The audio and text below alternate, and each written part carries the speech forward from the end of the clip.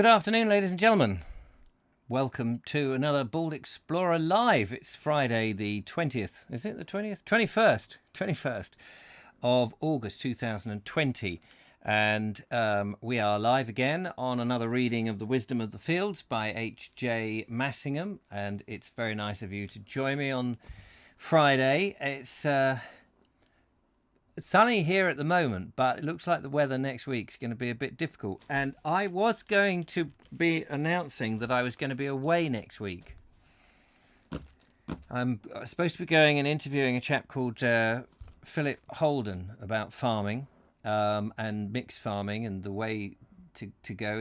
He is part of the Sustainable Food Trust, and it's going to rain on Tuesday, the day I've arranged. Apparently, it's going to rain rather rapidly and grimly, which is a bit of a shame. So, as a result of that, I may not go, but I'm going to make the decision tomorrow. I need to tell him, obviously. May have to postpone it and see if I can do it another time, because I want to film. I want to get some nice shots, of his farm and the Welsh countryside and all of that. I certainly don't want to go up there if it's pouring with rain. I don't want to travel all that way in wind and rain. But anyway, so I may well be around next week. I need to assess how these go.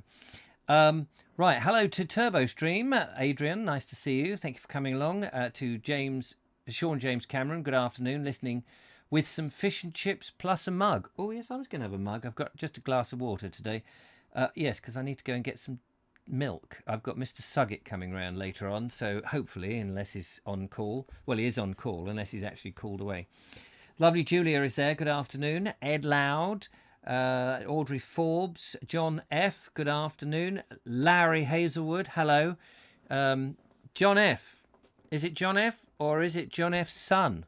If it's the son, say hello. If it's John F's dad, say bonjour. Larry Hazelwood, hello to you. I'm retired, so every day is Friday. Oh, well done, good for you. Diana Rolfe, hello, Richard and chat. Morton, hello to you. The Shire of Bummage. Sorry, that didn't come out quite the way I imagined it to do. Bummargan, because you have had runner beans. Oh, you should do these readings at 5, then you can say live at 5. Oh, yes, that's true. Live at 5. Morton says it's windy. Lee Lawson is there. Hello to you. And Jackie Traynor, hello, folks. So there we are, a few hellos.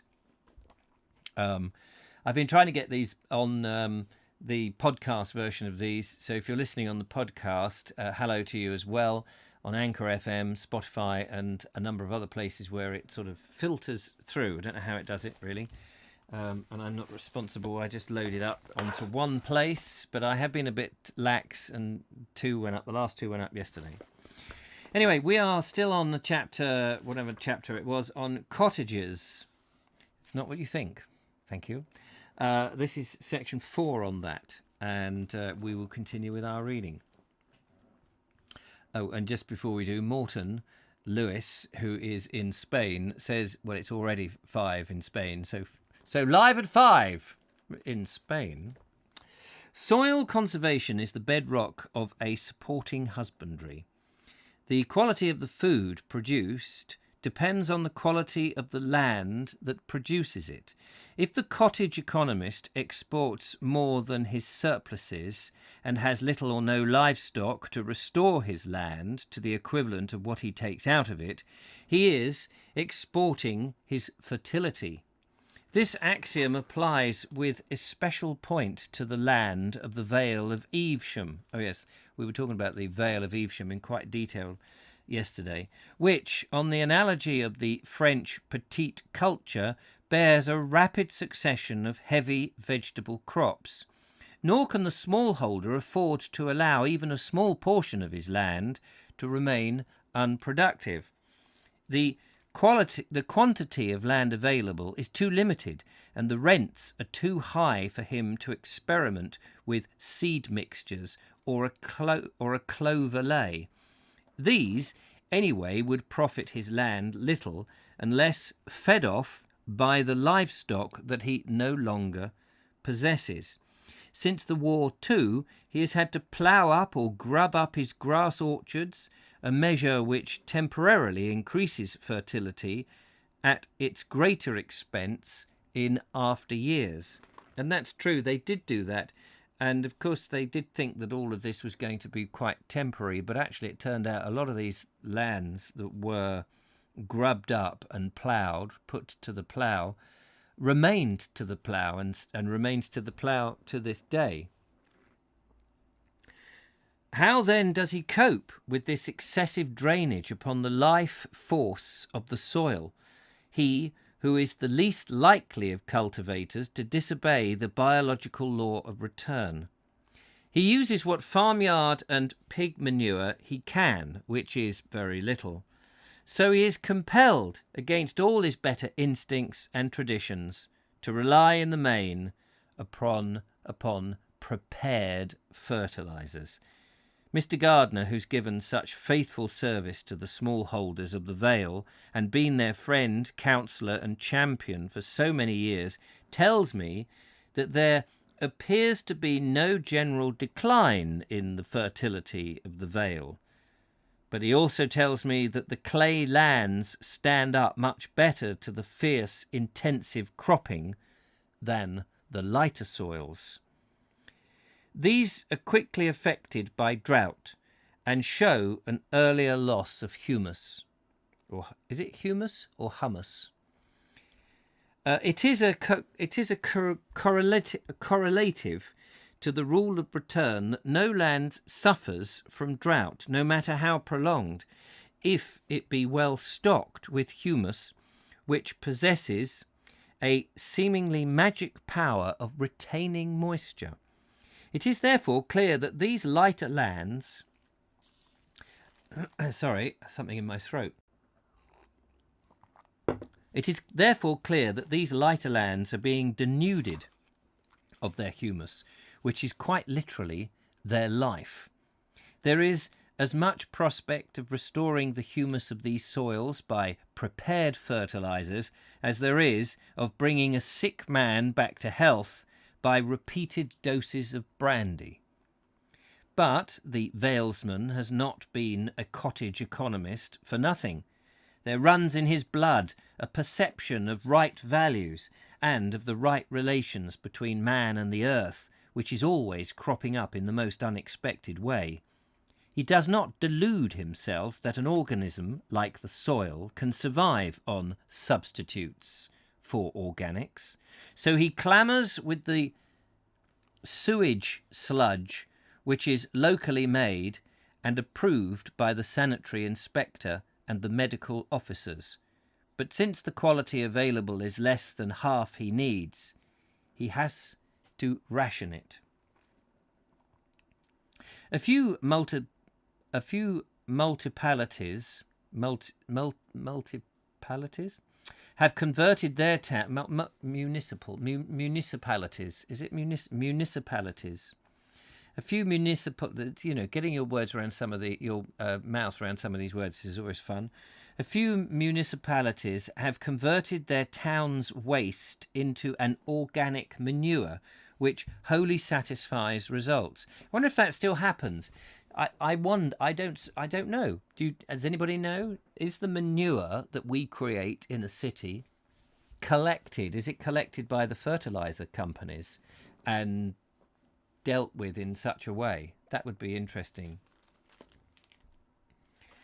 Anyway, a few municipalities have converted their own town's waste into organic matter with wholly satisfactory results. It can be manufactured at £3 a tonne.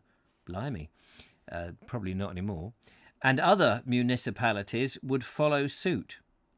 In South Africa, the National Veld Trust has been formed to combat the appalling spread of erosion by, among other measures of soil conservation, the extensive use of composts and sewage sludge from the towns.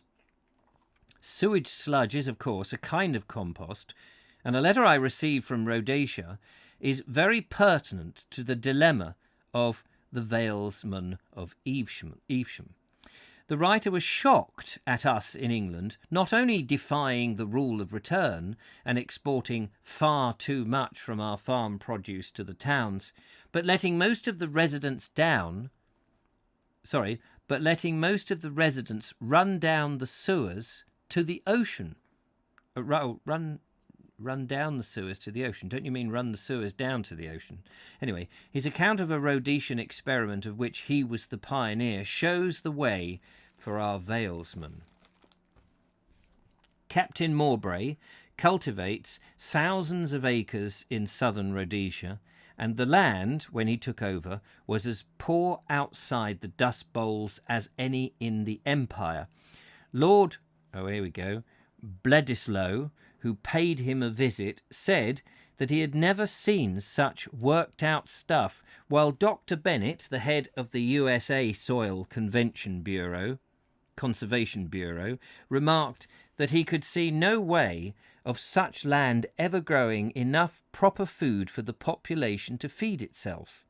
It was the same Dr. Bennett who, in his report on South African agriculture, issued in 1945 under the auspices of the Union government, told, "What one pray is no longer an indifferent world, that 1/4 of the Union's entire cultivation has been lost to the dust bowl."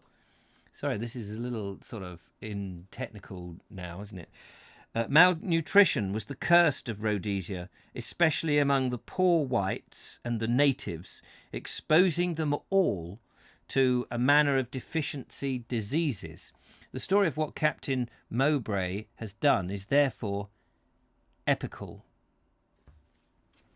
He was one of the very first farmers to introduce Sir Albert Howard's indoor process, indoor, but INDORE, not as opposed to inside the house, indoor process into South Africa, and he himself makes hundreds and thousands of tons of compost for his farm every year.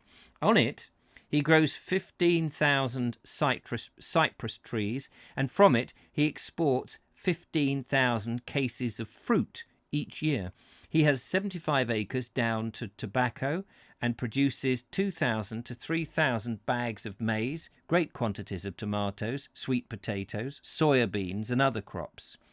They are not dissimilar, therefore, to the market garden crops of Evesham. But as the Valesmen have not, he has a flock of sheep and 500 head of cattle. Thanks to him and a few others, Rhodesia now practices the principles of soil conservation on a large scale. Hundreds of miles of contour banks have been built. Green cropping is becoming general, and not only are the rotations strictly observed, but the government gives a 2-shilling bonus on the properly rotated maize. The effects of this compositing and the return to husbandry allied with it have been stupendous. Captain Mowbray lives in one of the unhealthiest districts of South Africa. He has 3 sons, now Spitfire pilots. He himself, now an old man with a broken back. His farm workers and those of other farms that pursue the same methods are in robust health. So are the crops and stock. In a few years, a revolution has been accomplished by methods described in England as the dreams of sentimentalists. Blimey. This is not the end of the story. Mr. Mowbray, a student of soil, discovered a phosphorus deficiency, partly by the difficulty of setting grain and partly by observation of wild and domestic animals in their relish for raw bones and bone meal. He therefore made a phosphatic compost from raw rock phosphates, which, in the process of fermentation, were converted into an organic compound. He discovered a potash deficiency one year from the cracking of his tomatoes at the calyx end, and one of boron another year from the hard skin of his oranges. Why, when he was using all his vegetable residues, green maturing, and wasting no dung? it was because of the enormous quantity of the agricultural produce he was exporting. As he himself says, when all wastes were returned in China for 400 years, there were never any decline in fertility. But the Chinese holding was self-supporting, and in our sense of the term, there was no export trade at all. There was an exchange of surplus. But modern demands on the farm, we're coming to the end of the chapter, please don't panic. I know this is all like a bit heady stuff, this. But modern demands on the farm all over the world to feed the big towns have upset this economy. When a farm exports more than its surpluses, its organic residues are insufficient to meet nature's rule of return. I think this is, I mean, I know it's sort of quite heavy, but I think this is actually quite an important element of our investigation into this whole thing. So it is in the Vale of Evesham. Unless every town in Worcestershire returns a composted sludge to the small grower what they might receive in fresh fruits and vegetables, the insurance of good health, the fertility of the Vale will continue to decline. Greater London is the richest market garden land in the whole temperate zone. This runs for miles at its own doorstep along the alluvial Thames Valley, now largely a series of built-up areas. In time, its concern for its own health might relieve the Valesman from the pressures of an economic system that must in the end destroy their cottage economy, their livelihood and their land. Thus, the modern discovery of how to convert town wastes into humus may be the humble instrument of restoring to England, the regional self-government that she has lost. The only way to achieve it is for the town and country to become once more dependent on a regional basis, something I've been saying for a long time. If they become so in the fundamentals of life, soil and food, they will become so in the cultural and economic superstructure that spring from them. Though the self-supporting foundations of the Evesham peasantry are being tunnelled away, they are still heirs to their traditions and subsistence holdings.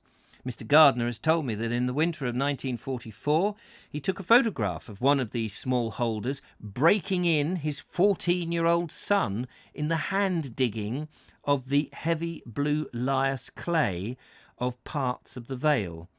There were 4.5 acres to be done, and they had nearly finished a 2-acre strip.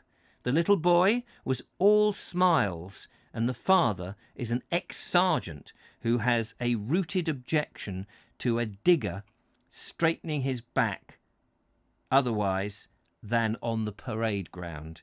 Whatever compromises it has made or has been compelled to make, the heart of the Vale community is still sound. Well, still sound back then. I wonder if there's any of the Valesmen in Evesham left. So sorry about that. That was quite in-depth there about what they'd found out in Africa. But basically, I think what we're saying is it's the law of the more you take out, if you don't put back the manure and the nutrients and the organic matter to break down to feed the soil and that feed, more importantly, the humus, which is this magic. Is it the fungi? I know there's the mycorrhizal stuff as well, but whatever that is, it feeds the soil so that the next crop can grow, so that's very good.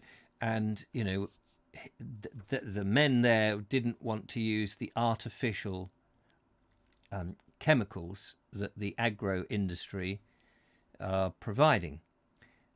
Anyway, so that's good. A lot of chatter going on in the chat room, which is lovely to see.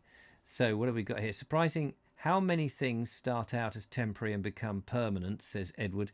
Yes, absolutely. We see that all the time, don't we?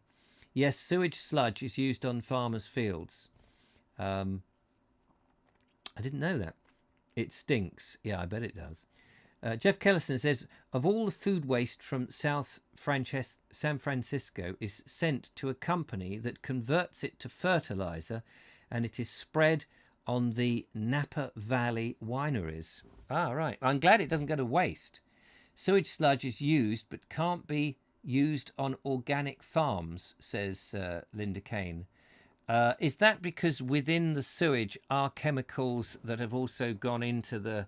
Or is it because we've eaten foods? I mean, I'm assuming that this sewage sludge, that what we're calling sewage sludge is human waste, a mixture of the liquid and the solid, is it? And because we eat all sorts of weird things, it's not very healthy for organic plants. Is that what we mean? Jackie Traynor says, why is that? I guess it still contains all the additives and E numbers. Ah, yeah, there we go. Well done. Good question. John James, yes, I've had that on my tomatoes. One would think CAC would be so poetic and productive. Edward says, my dad worked for the sewage near Lancing and told me the water ran out to sea was too pure to drink, and the solid was like black talcum powder and solid and sold for manure. Gosh. Apparently they have found semolina, not semolina, you know what I'm trying to say, salmonella, toxic chemicals and microplastic in sewage spread on farms. And so go back to 1940s, pre the mad thing for plastic and the salmonella and the toxic chemicals. I guess that was a lot purer back then than the huge amount of chemicals that we must pass through us. How extraordinary. Yeah, that's very interesting. Turbo says, Linda, they're able to test sewage for COVID in Spain, and they reckon it was present in Spain way before 2020. That's very interesting, because I think a lot of us have had it before it even hit the news. I know that I had something strange that affected a bit of my lungs, because I had a lung condition a while ago. It's gone now. I don't have it. But this, and I know that feeling of something tickling the hairs in your lungs. I know what that's like because I've had it before. And I had something like that, but it lasted about 2 weeks. So I think some of this COVID thing has spread through us. I think the whole thing is, had been earlier than people realised. The liquids are separated and treated, then go back into the rivers. The sludge is the solids left behind. Gosh. And Sean says, on this vile subject, there is a movement in London who use their own poo and pee on the garden, run by the universities. Right. I love semolina, says Josh. Haven't had it for years. Yes, I love semolina. Don't get confused with salmonella. 2 separate bags, 2 different products. Anyway, we're on chapter 6, ladies and gentlemen. Let's progress. This is called Sussex Yeoman. And there's a quote by William Blake who says, great things are done when men and mountains meet. They are not done by scurrying in the street. It's a nice little line to remember, isn't it? Great things are done when men and mountains meet. They are not done by scurrying in the street. Cobbett, I beg your pardon, William Cobbett. Cobbett, not Corbett, there's no R in it. Cobbett was a yeoman who made himself the voice of an older England threatened by new forces. The yeoman was the rural middle class, and the period of the late Tudors and early Stuarts was the most favourable to it in our history. Gregory King's tables in 1688 give us the number of the larger yeoman as 280,000, and of the lesser 660,000, nearly 1/5 of the entire population. A man of substance, content to remain in his station, whether of many or few acres, he had plenty of healthy intercourse with the lesser gentry with whom his children intermarried, and was at the same time the aristocracy of the peasantry. He frequently defended the copyholders in resisting pressure from above, especially from the wealthy merchants turned landlords. Many yeomen, too, were millers, innkeepers, smiths, keepers of ordinaries, gloves, miners, glassmakers, iron workers in the Sussex Weald, and clothiers, as well as farmers. To a small extent, this dual occupation survives to this day. The village innkeeper, for instance, is still found to be one who owns and works his own farm. The miller yeoman is a further example, but he has all but vanished. This coupling of field and workshop in the same man lasted right up until the Industrial Revolution, which destroyed the interdependence between them. The goodman's housewife was likewise a tower of strength in maintaining the self-sufficiency of our forefathers. She was a whole row of town shops in herself, with his husbandry and craftsmanship, and her baking, brewing, flax weaving, wool spinning, cooking, preserving, gardening, and house management. The yeoman's family honoured the principle of home and self-help which Cobbett demanded. The yeoman represented homeliness in the richest sense of the term.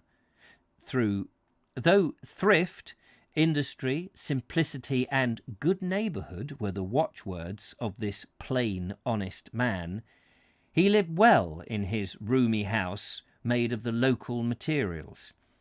It had solid furnishings, feather beds, many sheets and quilts, tapestry and wainscoting, pewter, silver apostle spoons, and fine napery. The farmhouse itself was accompanied by dairy house, bake house, brew house, and barns. Nothing was imported but sugar, where honey was not used, and spices for the innumerable puddings. Gervase Markham and others have been unanimous in praise of his husbandry, and a man who makes 3 to 4 ploughings for every crop may be trusted to know his way about his own fields. Yea, a seasoned industry can turn stones into bread and make barrenness itself fruitful, is a yeoman's own words. In our own days, when loss of fertility is worldwide, a modern writer has advocated 4 ploughings or the use of a harrow alone as the only means of incorporating organic humus into the surface soil. So the old yeoman has become a pioneer. The modern writer turns out to be, according to this, Edward Faulkner in Ploughman's Folly, 1945. The trouble with me is if I am reading a book and there's a quote like that and you think, oh, and then I find out who it is, I immediately end up on bloody Amazon or Abe secondhand books looking for such a book, and then it arrives and sits on my shelf gathering dust. There are 2 good reasons why the yeoman should have survived in West Somerset and in the southwest more tenaciously than elsewhere. First, because they have been a country of small enclosed farms from the Middle Ages onwards. The open field system was never widely represented there. Secondly, because the small farmers possessed a constant market for centuries in the Western cloth industry. Hooker, whoever he might be, wrote that the husbandman of Devonshire kept cattle, oxen, horses, and kine. Kine? He hath also sheep.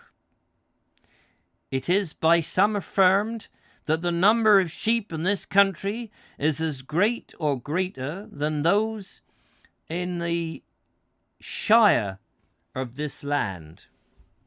What applies to Devon also applies to West Somerset.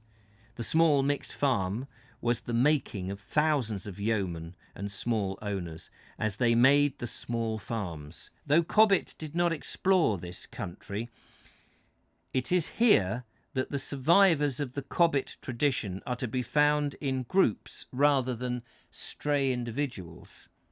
Here too farms not a survivor of the way here too farms not a survivor of the Cobbett way of life, but a pioneer among survivors. He is a realist breaking out of the wilderness of exploitation. His neighbouring farms, his neighbours farm by tradition. He farms by vocational and religious sense of the earth. They are natives. He is a newcomer. So pioneer and survivors meet in the same region, pursuing the same livelihood with the same end, the one by taking thought, the others by inheritance. In the late summer of 1944, I spent a week on my friend's farm. I shall not easily forget my first day there. We started at 5 a.m. in the darkness to pick up a train from Taunton, 25 miles away, lost our way thrice, caught the train because it was late, drove another 10 miles from Taunton into the heart of one of the remotest countrysides of the West, went out into a barley field, pitched sheaves, took our supper close on midnight, and so to bed after a day of 21 hours. It was at a time the victorious arms of England were battling their way through France against the satanic power of the absolute state, and opening the way for the deeper and ultimate struggle for England's soul. The times big with the shaping of destiny, the immemorial peace of the farm against the convulsion of the outer world, the sinking back into the country activities of our forefathers, and yet the vivid sense of their immense implications for the future made what followed symbolic. It was a farm of only 50 acres, situated in the foothills, some said of the Brendans, others of the Quantocks. At any rate, it was in the seesaw region where they impinge, and where a flat field is a freak. The farm buildings cluster where all the farm fields slide down like a fluted glass to the bottom common of both. To a bottom common to both. To a bottom common to both. I see what you mean, yes. Only in the rickyard, round the midden, and in the vegetable garden could one walk on the level. On two sides it was enclosed by an L-shaped orchard of quarrendens, Morgan sweets, and other cider apples. The trees planted in a lawny pasture that slope more gently down to the Bartons than the fields about them. The farm, with its piggery, granary, stack field, bullock yard, stable, cider house, cow house, sandstone walls, workshop, linhay, gates and cobbled paths, fitted itself into the elbow joint of the terraced orchard. This led to a discovery. A climb above the shorter arm of the orchard, up a permanent pasture, and to the top of a stubble of dredged corn. Above that, sorry, I'll read that again because I lost my way in that one. I apologise. A climb above the shorter arm of the orchard, up a permanent pasture, and to the top of a stubble of dredge corn. Above that, disclosed almost the complete range of the Quantocks, running northwest to Quantock's Head and southeast to wooded Cotherell Stone Hill. while to the south stretched the long, dark, spinal ridge of the Black Downs.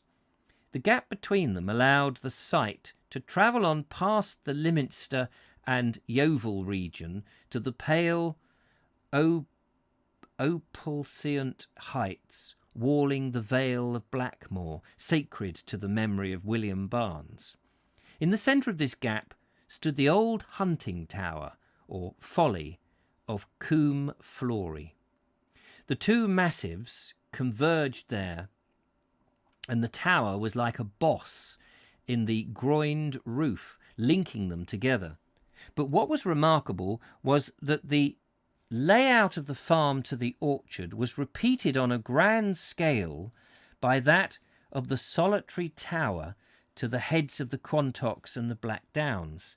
The farm was cupped within this double crook, first in miniature by the two-sided orchard, and then by the vast outer ramps of the two convergent ranges, just as a horse-chestnut flower is contained by its calyx and spreading coronet of leaves. The orchard was the inner vallum of an earthwork as great as half of Somerset. The farm itself was the home of the new freedom. The farm itself was the home of a new freedom and seemed to draw something of its strength from the great Quantock range. From Cothelstone to Bagborough to the promontory of Will's Neck, a true mountain over 1,000 feet, rearing prow-like over the Crowcombe woods and along the barrier ridge to Hurley Beacon and Bicknola, it is as clean as a downland scrap. This was the austerity of freedom. But the Quantocks have a variety of form of their own. The series of points beyond Will's Neck are moulded into low flattened cones, pauses between the long lines sweeping up to and away from them. They were already purpling against the time when the worsts ripen, when the warts, they were already purpling against the time when the warts ripen among the heather and the bracken ruts among the Corthall stone steeps. They were already drawing on their Tyrian cloak. Is it Tyrian cloak? For autumn. This was freedom's richness. Placed as the farm was, all its greatness from horizon to horizon seemed implicit in its littleness. The large was contained in the smaller in a more direct and literal manner. The farmstead itself was of Quantock sandstone, and the hogsheads of cider had been sawn out of Crowcombe woods. The silvery slats on one of the farm buildings, as big as the roofing stones of Purbeck and Horsham, were quarried from the ragstones of the Brendans. The steers were long-horned Devons, and the cows a short-thorn cross with the same breed, whose bigness of bone and hardy constitution the hill pastures of the whole wide region had nurtured. The sheep, Dorset Downs, crossbred with Devon Longwools, are, as often as not, brought in August from Raleigh's Cross on the Brendans as hoggets, for winter fattening from ewes run on the upland pastures, and themselves sold in spring to the butchers. A tip cart in the open shed facing the rickyard had been made by an Exmoor wheelwright. Thus the whole landscape had contributed in one way and another to the farm in the midst of it. Wow, what about that? It's an amazing description. I mean, you almost need to savour that and take it in to completely, fully understand it. Of course, lots of regional places there. Let's just quickly have a look at some more. I'll give my eyes a bit of a break, if you don't mind. Some more of the comments that are coming in thick and wild. I had a touch of Black Death recently, says Morton. Oh dear. But I didn't take a day off work. Bless you. I don't think you're allowed out of your house, are you? So in Spain. Haven't you been shut down again? Turbo Stream says, all I know is my allotment plot will be top dressed with compost this winter. Sounds good. Linda Kane says, old gardeners always used to pee on their compost heaps. No, my granddad did. Yes. I wonder if one could spread, if you've had your parents cremated, you could spread their ashes on the compost heap, presumably, if they were gardeners, avid gardeners. I didn't think the Black Death was still around, says Snort. It resides in the U-bend of my lavatory. Yes, thank you. Linda Kane says, and the old cottages would shovel the contents of the soil toilet onto the veg patch, and they grew amazing tomatoes from seeds that passed through the digestive tract. Blimey. Moving down a little bit. Ed Loud says, I'm dreadful for collecting books, Richard. Spent far too much time in the second-hand bookshops. Finally had to give most of my collection to charity shops when space was needed. Yes. Snort says that there's more sheep than people in Berkshire. That may well be true. Let's just... Yeah, some more business about peeing on the cabbages and things. I know someone who still does pee. Right, good. Right, we'll press on. This is part 2 of this chapter on Somerset Yeoman. I'll have a swig of water, actually. The holding was a family farm, as were most of the others in the neighbourhood, because nature's own sweet and cunning hand had adorned it to be so. It was managed by a brother and sister, an occasional pupil, a labourer waiting for a holding of his own, and the services of neighbours, friends, and relations at peak seasons. Since my friend owned it, it may be considered a small yeoman's farm. Such farms being more or less independent of contractors, cropping programmes from Whitehall, man-hours, timesheets, machinery, chemicals, and efficiency, in short, of the modern economic system, are specifically regional and self-supporting. By the luck of my former writings, I had become the friend of this contemporary yeoman who had brought me into what is called a backward area. An area, that is to say, where if you refuse to cooperate with nature and start to bully her, you go under. There are very few roads. They are nearly all steep and winding lanes, boxed in with embanked hedgerows, often 12 to 15 feet high, and forming tunnels, unless the billhook is active among them, and they are well laid in autumn. They are earth hedges, and the varied growth, and a lot of it is holly, stands upon 4 to 6 feet of soil. These lanes, which lead to what the world without would call nowhere, namely to hamlets, villages and farms, the cornerstone of England, are so hedged for an excellent good reason. The region lies on the red marls and sandstones of the Permian. These are light, open and porous, but of considerable depth, a kind and pliant soil, but of no great body and substrate. Consequently, it slides down the steep places, and fewer otherwise, in the heavy rains, and the banks are built up to hold it up. My friend carted 50 tons of such soil up the hill again after one such storm. If some of the steeper land could be terraced, as in the Alp Maritimes, its productivity might well be doubled, and thousands of tons of soil saved annually. The stone for the retaining walls is at hand, and its interstices, you know what I'm trying to say, interstices, could be planted, peas, beans, strawberry, and in its interstices, I can't say it, I don't know why, Anyway, into the interstices or whatever it is, could be planted peas, beans, strawberries, and other crops. Instead of carrying the soil downhill, the rainfall could thus be controlled to irrigate it. For the same reason as the farmers make these high hedges, they use the Huxtable one-way plough, a shapely and ingenious implement with 2 shares and mouldboards, one above the other. It turns the sod uphill on the slope and can be quickly upended on the headland to throw it up the same way on the return journey. I know of no instance where a tractor has drawn such a plough. The modern absurdity of pulling a plough with nobody to handle the stilts would probably make it impossible. No central government can make arrangements and adjustments like these.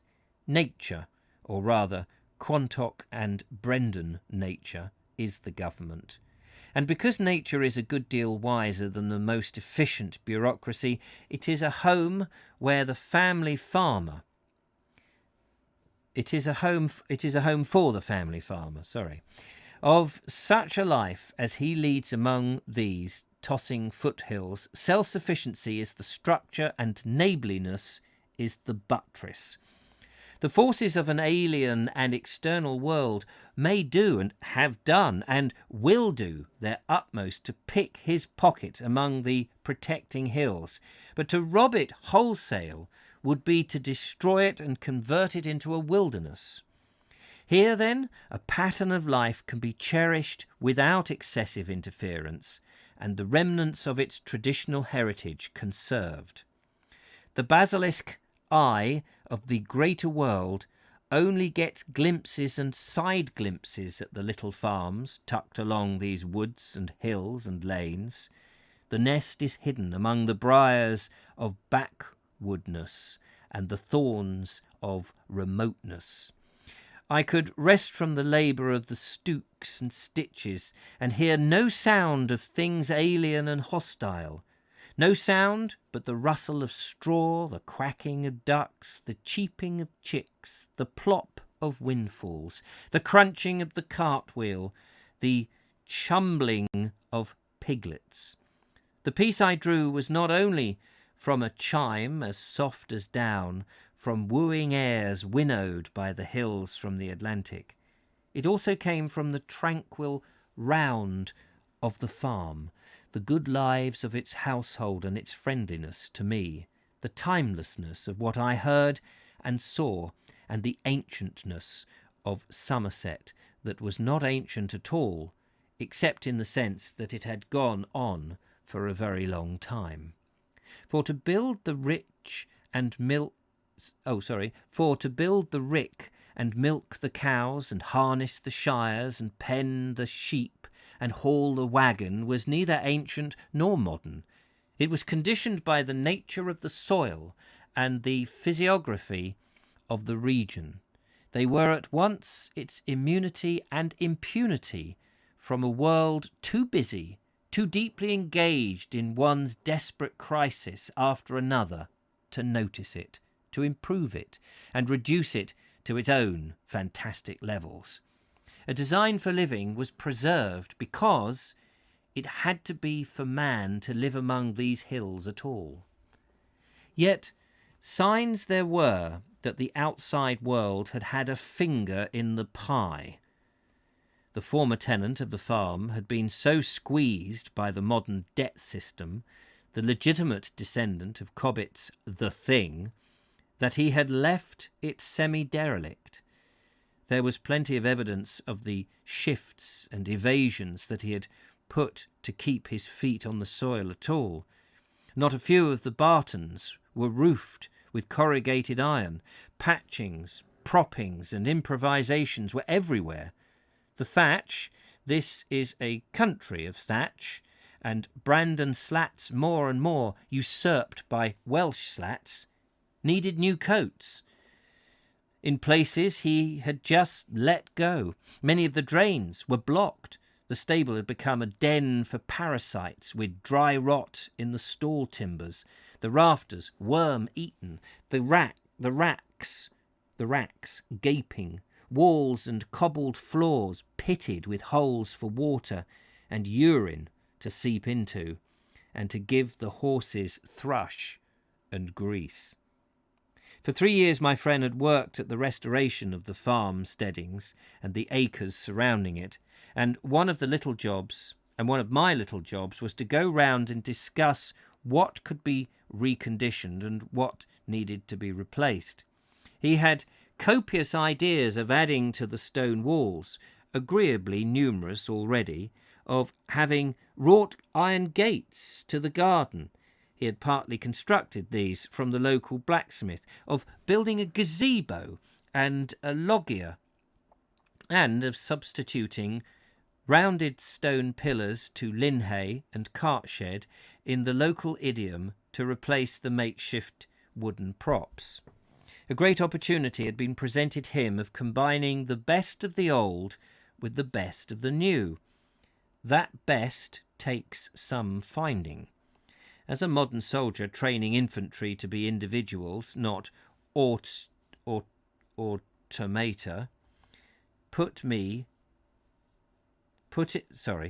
as a modern soldier training infantry to be individuals, not automata, put it to me in commenting on the post-war plans for the Sudan. Great schemes for economic development are planned. We are to have cotton spinning mills, ginning factories, sugar and soap factories, so that the good soil and climate for growing things can be made to produce exportable articles in spite of our remote position. The moderns have their knees on the wrong side of their legs. Forwards is really backwards.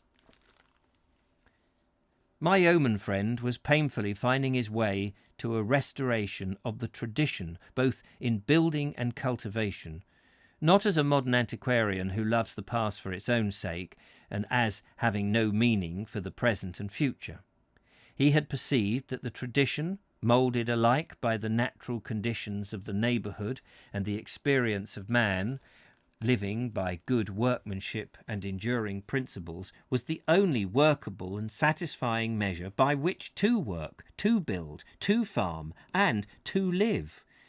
If concrete would aid him to that end, then he would use concrete, but not corrugated iron. So with the farm itself. These foothills, sandwiched between the Quantocks and the Brendans, are imminently a sheep and barley country, and when their wool enriched the medieval Tudor and Stuart So with the farm itself. These foothills, sandwiched between the Quantocks and the Brendans, are preeminently a sheep and barley country, as when their wool enriched the medieval Stuart and Tudor cloth towns. So the farmers try to keep the sheep, because without sheep to feed and consolidate the light land, it will fail to bear any but the poorest crops, or to raise any but screws for stock. The farmers have thus for years been torn between keeping sheep for the sake of their land and, since they are now considered uneconomic, getting rid of them for the sake of their profits. That's very interesting that he should say that sheep back in the mid-1940s was uneconomic, and here we are with sheep being well, I don't know how economic it is, but we know that the fleeces are uneconomic. I'm just looking for a place to stop now because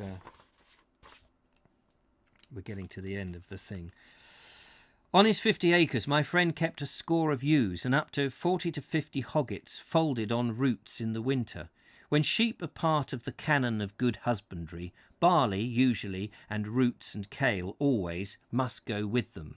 So he grew 9 acres of barley and 10 of roots.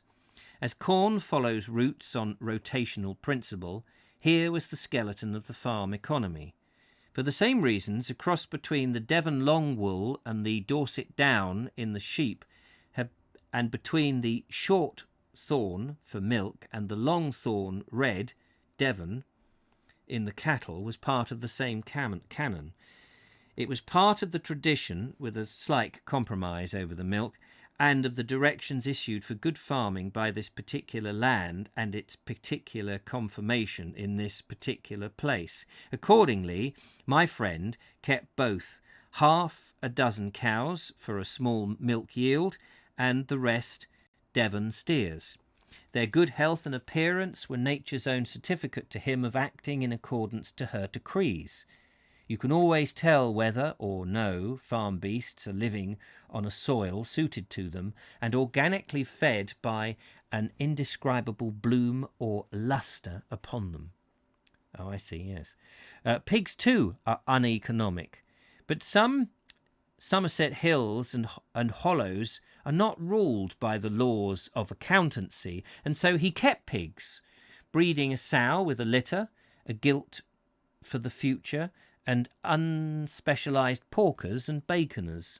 For baconers on a small farm are simply porkers that continue on the farm a few months longer, with a mixture of barley meal for the lean and softer foods for the fat. The market is secondary, self-maintenance primary, in an economy interlocked with the needs of the demands of the land. Oats and dredge corn help to feed them and the rest of the stock, and so he grew 9 acres of them, as he did Cobbett's corn and maize, and intended for an early feed to grow rye. Geese, ducks, poultry, 3 horses and a foal completed the tally. If combine harvesters and other saurians spawned out of the machine shops had appeared on a land like this, the land would have laughed them out of countenance. To plough out all its permanent pastures would have been to invite the soil to fall downhill. To have run a tractor over the steeper lands would have invited it to overturn. The very smallness of the farm put a veto on monoculture and persuaded the receptive farmer to mixed grazing, so that all types of herbage were equally grazed down. Here I was seeing sights absent from the thousands of fields I'd passed on my long journey. Pigs in the stubble, and sheep, cattle, horses, pigs and free-running poultry, all consorting together in one field. This packed animal husbandry induced in its turn a psychological reaction. It imparted a warmth and liveliness and a diversity to the scene. The animals of a small farm get to know people, and there is a familiar communion between man and beast. That is very good for both. My friend's ambition was to make cheese and many other pounds of butter than he could make now. This would be a further step to that circulation of farm produce on the spot and disposal of the surpluses, which are the secret both of a balanced economy and the self-maintenance of a farm in health of soil and stock. No chemicals and hardly any fertilizers, except a little phosphate for the barley, were imported for this farm at all. It is a general rule prevailing on nearly all the farms in the region. Apart from his midden yard, trodden by the cattle in the winter and urine fed by pipes, my friend is attempting to fit compost into the farm economy. The cows are trained to dung a straw-filled groove behind their tails before leaving the milking stalls, and this is removed to the compost pits. This is pioneer work indeed. It is an astonishing fact, though, with the simple explanation that every type and manner of man connected with the land, the most ignorant of the principles of organic manuring is the agricultural scientist. Being wholly preoccupied with chemical manures, to him muck is merely an obstacle to progress. My friend has also his own cider press in a cider house and makes his own cider for his own hogsheads. When this practice is followed throughout a neighbourhood, it will be found that the cider tastes differently from farm to farm. For cider, as for cheeses locally, is the condition of variety. There is hedge cider in Somerset, which, if not taken at a meal, is an invasion. In the rickyard stood a reed comber, a simple device of a block of wood on a trestle and studded with 5-inch nails to clean the straw for thatching the rick. It was an indication of the dependence of the whole farm upon the principle of self-help. I have no doubt that this young farmer would well and truly learn the innermost meaning of husbandry. The land itself was trying to teach him when I noticed that he had cut the ivy from the hedgerow trees on the farm. Self-help, as our nation once knew, breeds dignity and independence as well as hardiness and simplicity. The value of that independence has come somberly, but also richly home to us today. On the positive side, the self-help of the Yugoslav refugees at El Shat in the desert on the wrong side of the Suez Canal regenerated them from the demoralization incident to the refugees into a self-respecting community. On the negative side, the damnation of Belsen and Buchenwald was the fruit of absolute power in conjunction with a no less absolute docility. A less familiar attribute of it is what I may call restfulness. This was demonstrated during the harvesting of the barley. Barley is a tricky crop. It likes a non-acid, well-drained soil. It must be cut dead ripe. It needs a hot sun during the maturing process. The soft straw absorbs moisture more readily than the harder straw of oats and wheat, and if not completely dry, it soon sweats in the stack. The time to cut and carry must be seized with promptitude and dispatch, especially if it is, as this was, a good malting sample. If you are a small owner, you must work hard pretty well all day and all year round, and if you grow barley, you must work harder than that. Yet the business of carrying, we're very close to the end, by the way, just so you know, because I know we're past 5 o'clock. Yet the business of carrying and ricking the barley on this farm gave the impression of social leisure rather than urgent teamwork. The wagons grinding up and down the hill from field to rickyard, from pitching in the one to pitching in the other, the constant intercourse between the two, the very bustle of working against time seemed to hold the rhythm of the long day drifting into evening, and of the evening swooning into dusk, and of the clouds heaving in full sail over the growing rick, of the little round, red and sweet quarrellandons on the orchard trees, stained yet redder from the redding sun. Every movement was calm and deliberate, and so bestowed grace and measure upon the mover, and a something statuesque upon the human figure. The very size of the rick and these West Somerset ricks are very large, one I heard being 14 yards by 6 and 25 feet high, though on the Brendans they build little round ricks. In its retaining wall and on two sides seem to contribute to the magnanimous breadth and stability of the whole scene, caught up into the long processional roll of the seasons. The rustle of the straw now blended with the crackling of flames, as the great fire in the open chimney-piece threw shadows over the room. Earth had drawn another breath. Man, in unison with her, had gathered in her goodness. How beautiful is that? Isn't that? That is how the farming of the past was.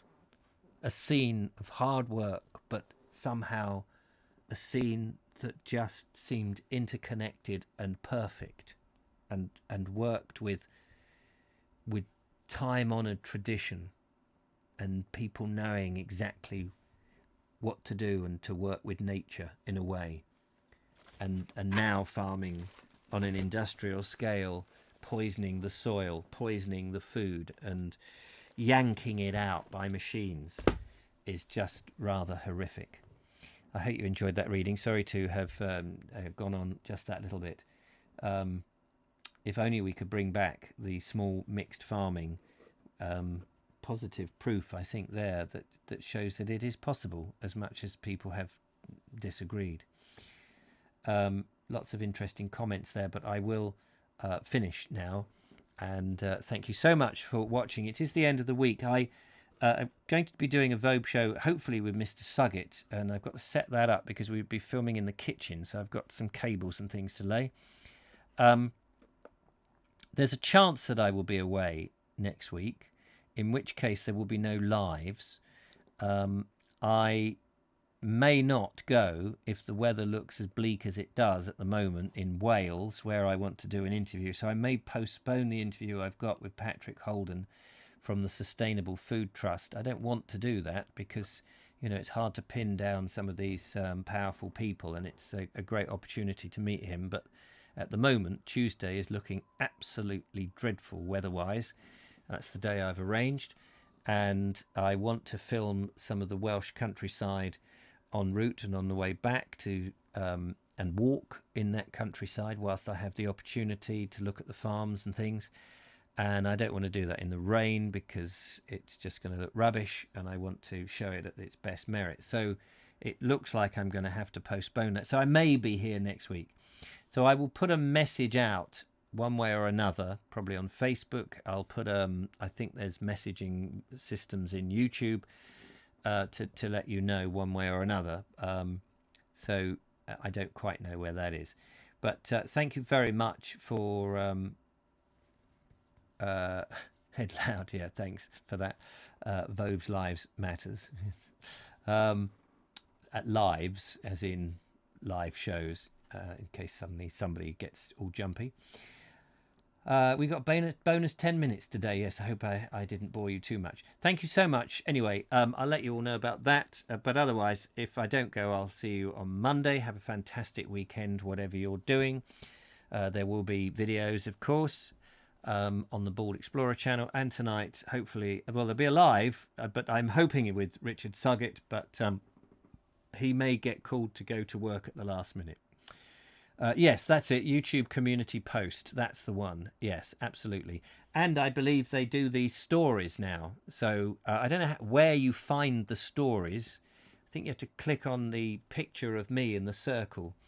So I could do that. But anyway, there we go. Thank you for watching. I hope you enjoyed it all. It's been great fun reading it. And I will either see you on Monday or I won't. But I will see you at some point.